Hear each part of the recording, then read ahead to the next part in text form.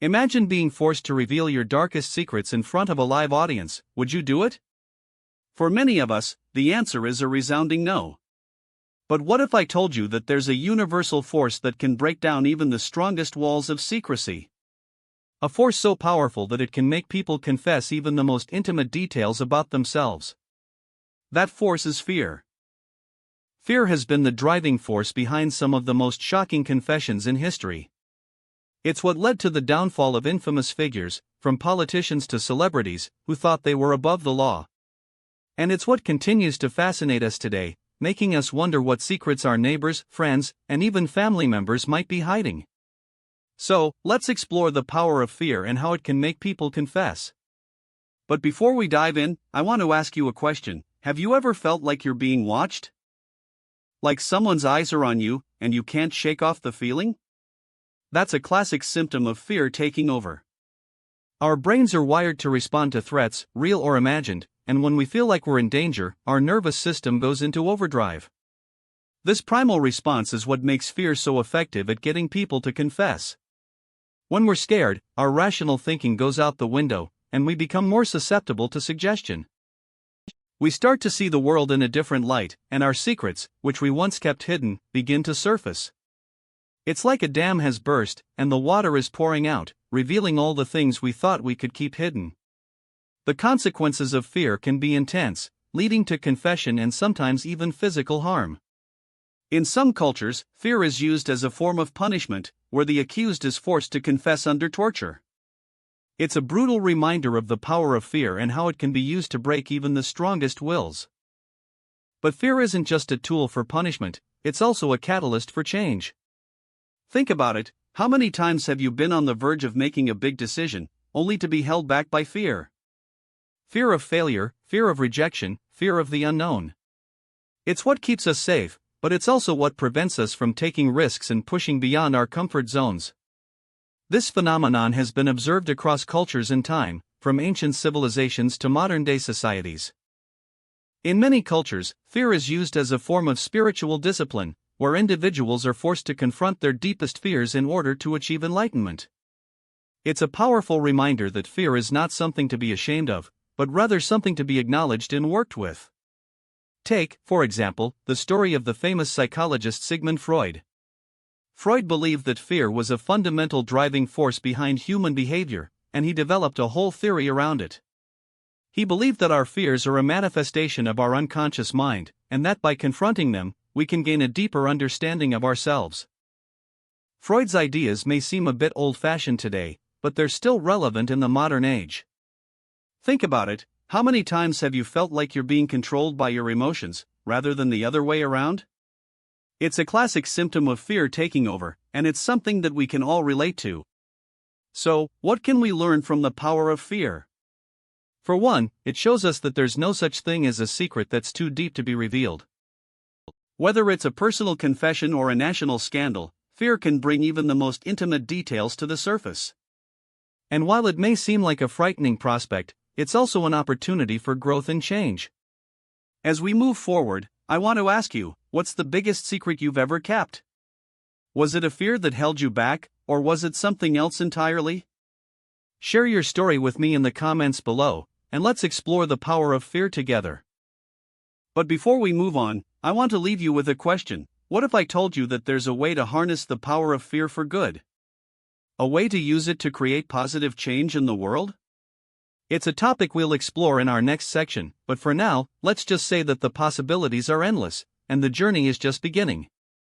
Pause for 2 to 3 seconds. As we continue on this journey, remember that fear is not something to be feared, but rather something to be acknowledged and worked with.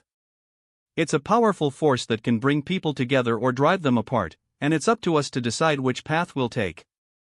Pause for 2 to 3 seconds. So, what do you think? Are you ready to confront your fears and see what secrets they hold? Let me know in the comments below, and let's keep the conversation going. Pause for 2 to 3 seconds, and don't forget to like and subscribe for more content on the power of fear and how it affects our lives. Pause for 2 to 3 seconds. Thanks for watching, and we'll see you in the next section. You might think you're safe, but fear can make you confess even your deepest, darkest secrets. Think about it. Have you ever been in a situation where you felt cornered, trapped, or like you had no way out? Maybe it was a job interview, a confrontation with a loved one, or even a police interrogation.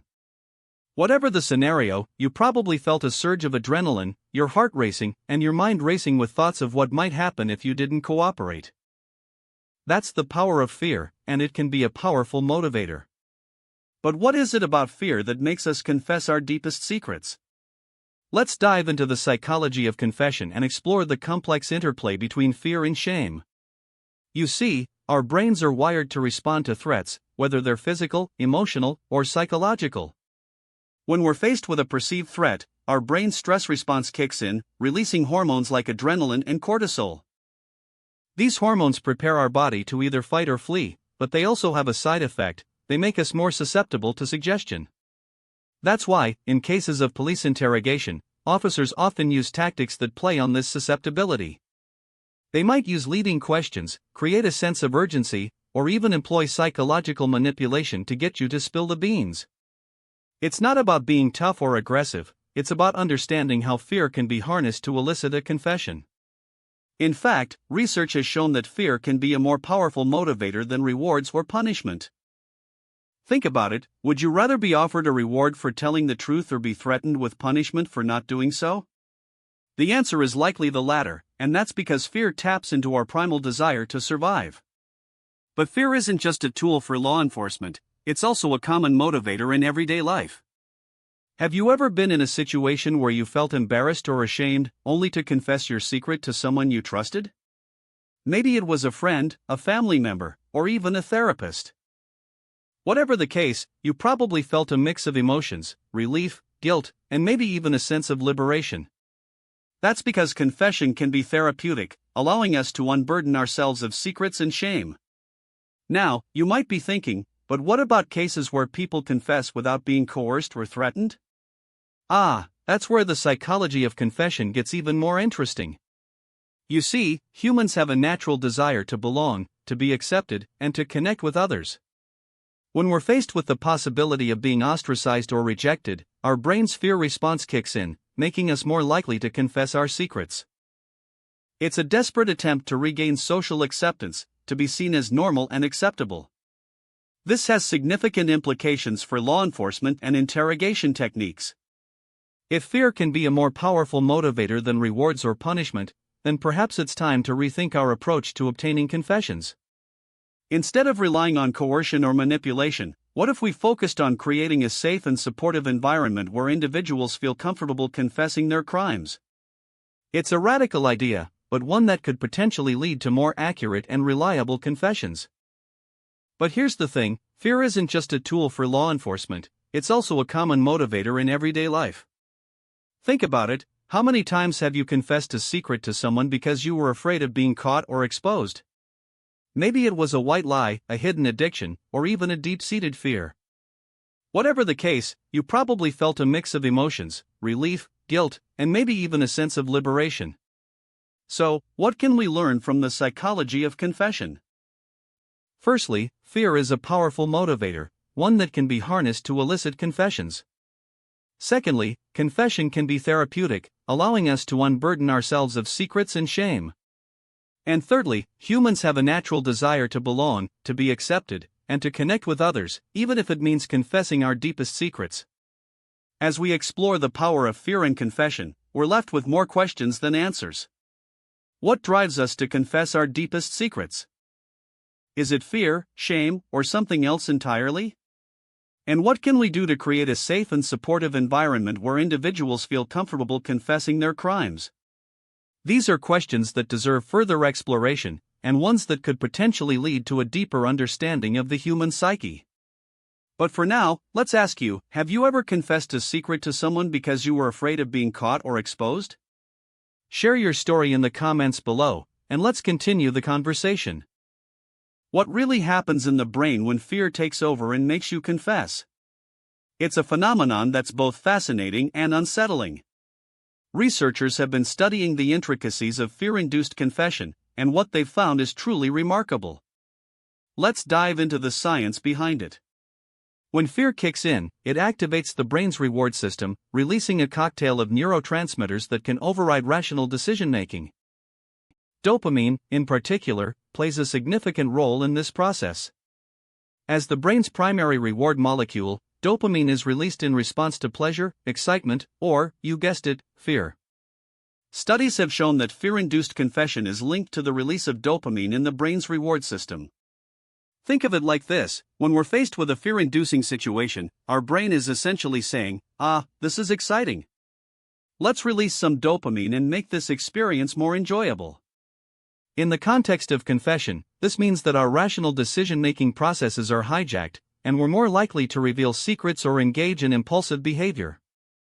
But why does this happen? It's not just a matter of our brain's primitive response to fear. Research suggests that mirror neurons also play a significant role in empathy and confession. These specialized neurons in our brain allow us to simulate the experiences of others, essentially putting ourselves in their shoes. When we're faced with a fear-inducing situation, our mirror neurons are activated, and we become more attuned to the emotions and experiences of those around us. This empathetic response can be a powerful motivator for confession. When we're able to connect with others on an emotional level, we're more likely to let our guard down and reveal our deepest secrets. It's as if our brain is saying, "Hey, I feel what you're feeling. Let's work together to resolve this situation." For example, imagine being interrogated by a detective who's trying to get to the bottom of a crime. At first, you might resist, trying to keep your secrets hidden. But as the detective uses empathetic language and builds a rapport with you, your mirror neurons are activated, and you start to feel a sense of connection with them. This can lead to a breakthrough, where you're more willing to confess and reveal the truth. The implications of this research are fascinating. By understanding the science behind fear-induced confession, we can develop more effective strategies for building trust and rapport with others. Whether it's in a law enforcement setting or a personal relationship, empathy and connection can be powerful tools for unlocking secrets and resolving conflicts. But what about the darker side of confession? We've seen how fear can push people to reveal secrets, but what about the consequences of that confession? In our next section, we'll explore the aftermath of confession and how it can impact our relationships and our sense of self. Stay tuned! As we continue to explore the complex dynamics of fear and confession, remember that our brains are wired to respond to fear in unique and fascinating ways. By understanding these mechanisms, we can develop a deeper appreciation for the intricacies of the human experience. And who knows? Maybe one day, we'll be able to harness the power of fear to create more positive outcomes, rather than relying on punishment or coercion. In the meantime, let's keep pushing the boundaries of what we know about fear and confession. Share your thoughts in the comments below. Have you ever experienced a situation where fear led you to confess something you otherwise would have kept hidden? What did you learn from that experience, and how has it impacted your relationships and sense of self? As we move forward, remember that the science of fear-induced confession is complex and multifaceted. But by exploring these dynamics, we can gain a deeper understanding of the human experience and develop more effective strategies for building trust, empathy, and connection with others. And that's a wrap for this section. Thanks for joining me on this journey into the science of fear-induced confession. Stay tuned for our next section, where we'll delve into the aftermath of confession and explore the long-term consequences of revealing our deepest secrets. From Miranda rights to confession evidence, fear plays a key role in law enforcement. But have you ever stopped to think about how fear is used to extract confessions from suspects? It's a topic that's been debated for decades, and one that's had a significant impact on the way we think about justice. The use of fear to extract confessions has been a contentious issue for a long time. Some argue that it's an effective way to get to the truth, while others claim it's a form of coercion that can lead to false confessions. But what's the real story behind fear-induced confessions? To understand the implications of fear in law enforcement, let's take a look at some landmark Supreme Court rulings. In 1966, the court ruled in Miranda v. Arizona that suspects have the right to remain silent and be informed of their rights before being questioned. This ruling was a major victory for civil liberties, but it also highlighted the tension between the need for information and the right to protect individuals from coercion. Fast forward to 2010, when the court ruled in Burgess v. Tompkins that suspects can be held in custody for hours or even days before being allowed to speak to an attorney. This ruling was seen as a major setback for civil liberties, and many argued that it allowed police to use fear as a tool to extract confessions. But what about the science behind fear-induced confessions? Research has shown that when we're faced with a threat, our brains go into high alert mode. Our hearts start racing, our palms get sweaty, and our minds go into overdrive. It's a natural response that's meant to help us survive, but it can also make us more susceptible to suggestion. Studies have shown that people under stress or duress are more likely to confess to crimes they didn't commit. In fact, one study found that up to 90 of false confessions are given by people who are under stress or duress. This raises serious questions about the reliability of confession evidence and the role of fear in law enforcement. So, what are the implications for wrongful convictions and police reform? In 2014, the National Registry of Exonerations found that false confessions were a leading cause of wrongful convictions in the United States. This is a staggering statistic, and one that highlights the need for reform. One potential solution is to use more evidence-based interrogation techniques that don't rely on fear or coercion. This could include using neutral third-party witnesses, allowing suspects to speak to an attorney early on, and using more transparent and recorded interrogation methods.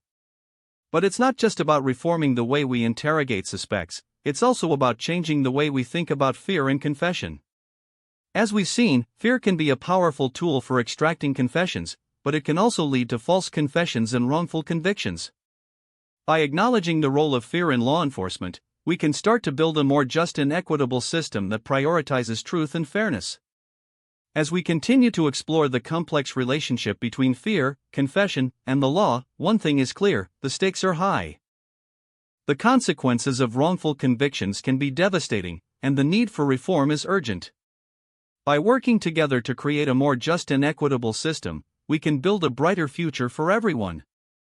But before we move on, let's take a closer look at a particularly striking case that highlights the dangers of fear-induced confessions. The story of Amanda Knox, an American exchange student who was wrongly convicted of murder in Italy, is a chilling example of how fear can lead to false confessions. In 2007, Knox was accused of murdering her roommate, and during an interrogation, she confessed to the crime. But as we now know, she was innocent. Knox's case raises serious questions about the reliability of confession evidence and the role of fear in law enforcement. Her story is a powerful reminder of the need for reform and the importance of prioritizing truth and fairness in our justice system. But it also highlights the challenges of reforming a system that's deeply entrenched in fear and coercion. As we move forward, it's essential that we continue to explore the complex relationship between fear, confession, and the law. By doing so, we can build a more just and equitable system that prioritizes truth, fairness, and the protection of individual rights. In the age of social media, fear can make you confess online, and the consequences can be devastating. We've all seen it happen: someone shares a compromising photo or a damaging secret, and before they know it, their lives are turned upside down. But what drives people to confess online, and how can we protect ourselves from the consequences? Cyberbullying and online harassment are two of the most significant factors that lead to confession and shame. Imagine being constantly bombarded with hurtful comments and messages, with no respite or escape. It's a nightmare scenario that many people face every day, and it's not just limited to teenagers. Adults, too, can fall victim to online harassment, which can be just as damaging. Take the case of Amanda Todd, a Canadian teenager who took her own life after being bullied online. Her story went viral, and it sparked a global conversation about the dangers of cyberbullying. But what's often overlooked is the role that fear played in her confession. After being harassed and intimidated online, Amanda shared explicit photos of herself on social media, which further fueled the harassment.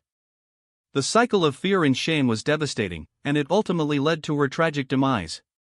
So, how can we prevent this from happening to others? The answer lies in online safety and digital literacy.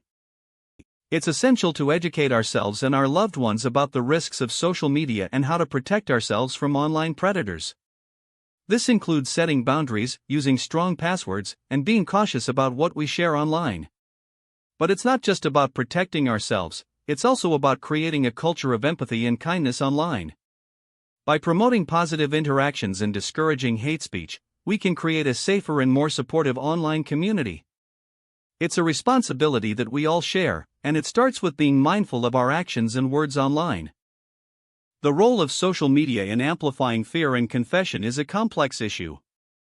Platforms like Facebook and Instagram have made it easier than ever to share our thoughts and feelings with the world. But this can also be a double-edged sword. When we share our secrets and vulnerabilities online, we're putting ourselves at risk of being judged, ridiculed, or even harmed. It's a risk that we should never take lightly. Take the story of Brittany Maynard, a young woman who went public with her terminal illness and chose to end her life rather than suffer through the pain and suffering. Her story sparked a global conversation about assisted dying, but it also raised questions about the role of social media in her confession. Did she feel pressured to share her story online, or did she do it as a way to connect with others and find community? The answer is unclear, but what's certain is that social media played a significant role in her decision to go public. The importance of online safety and digital literacy cannot be overstated. It's essential that we educate ourselves and our loved ones about the risks of social media and how to protect ourselves from online predators. This includes setting boundaries, using strong passwords, and being cautious about what we share online. By taking these simple steps, we can reduce the risk of online harassment and create a safer online community. But it's not just about us as individuals, it's also about the companies that create and maintain social media platforms. They have a responsibility to ensure that their platforms are safe and secure for users, and that they're doing everything in their power to prevent online harassment and bullying. This includes implementing robust moderation policies, providing clear guidelines for users, and taking swift action against those who engage in hate speech or harassment. So, what can we do to prevent fear from making us confess online? It starts with being mindful of our actions and words online. We need to be aware of the risks of social media and take steps to protect ourselves from online predators. This includes setting boundaries, using strong passwords, and being cautious about what we share online. By taking these simple steps, we can reduce the risk of online harassment and create a safer online community. But it's not just about us as individuals, it's also about creating a culture of empathy and kindness online. By promoting positive interactions and discouraging hate speech, we can create a safer and more supportive online community. It's a responsibility that we all share, and it starts with being mindful of our actions and words online. In conclusion, fear can make you confess online, and the consequences can be devastating.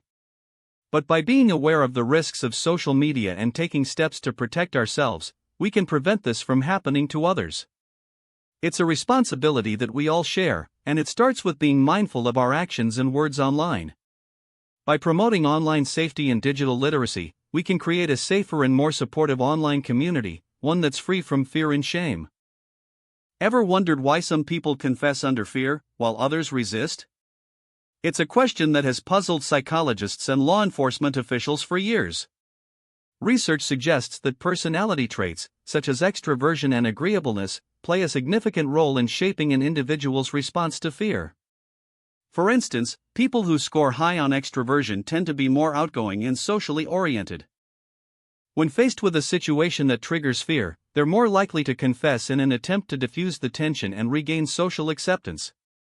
On the other hand, those who are more introverted and reserved may resist confessing, even when faced with intense fear, as they prefer to maintain their independence and avoid social scrutiny. But what about people who are naturally more agreeable? Research shows that they're more likely to confess when faced with fear, as they prioritize harmony and cooperation over personal interests. In fact, a study published in the Journal of Personality and Social Psychology found that individuals with high agreeableness scores were more susceptible to fear-induced confession, even when the information they shared wasn't entirely accurate. Now, let's take a closer look at how past experiences and trauma can impact our willingness to confess under fear. For example, individuals who have experienced physical or emotional abuse in the past may be more likely to confess when faced with fear, as they've learned to associate fear with punishment or rejection.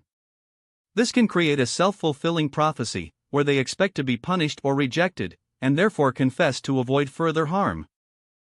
On the other hand, people who have experienced trauma may resist confessing due to a sense of shame or self-blame.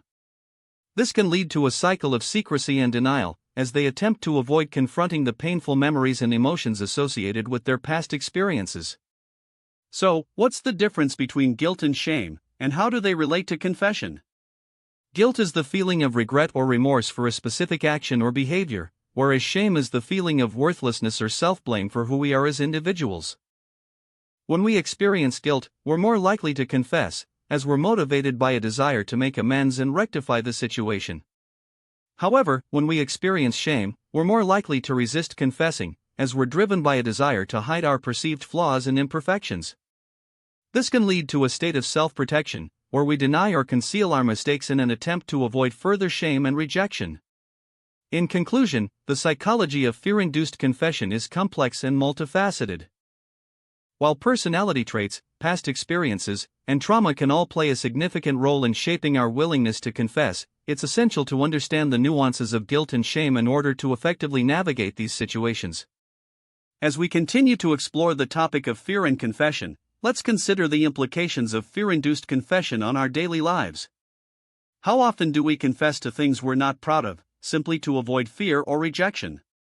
And what are the consequences of confessing under fear, versus resisting and standing up for ourselves?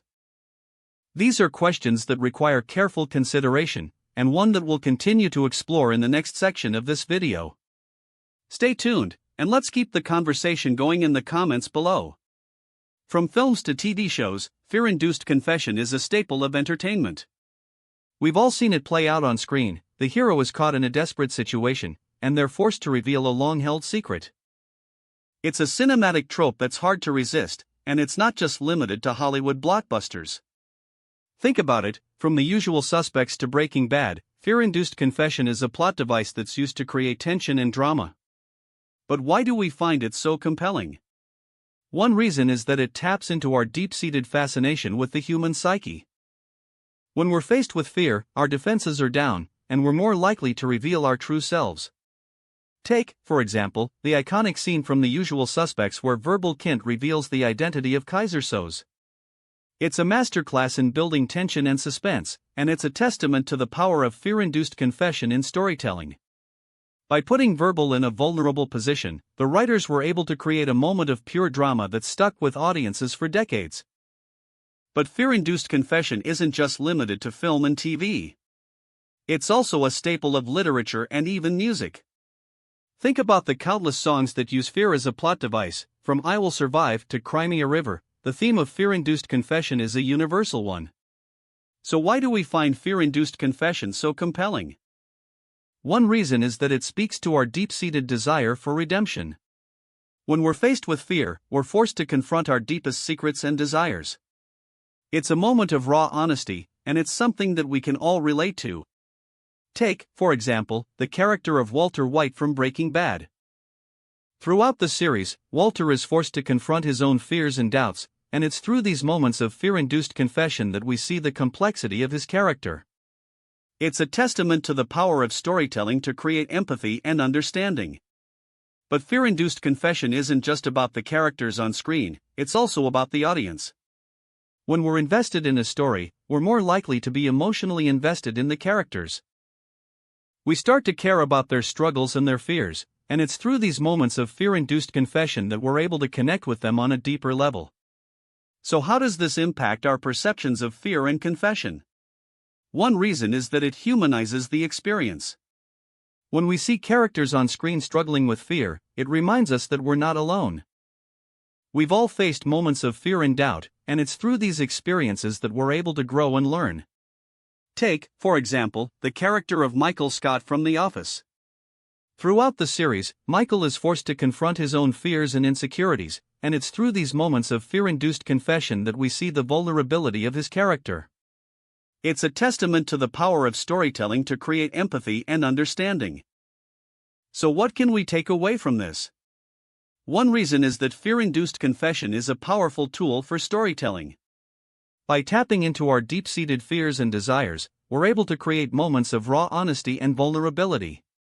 It's a testament to the power of storytelling to create empathy and understanding, and it's something that we can all relate to.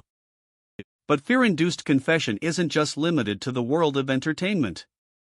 It's also a reflection of our own experiences and desires. When we're faced with fear, we're forced to confront our deepest secrets and desires. It's a moment of raw honesty, and it's something that we can all relate to. So what do you think? Have you ever found yourself confessing under fear? Share your stories and experiences in the comments below.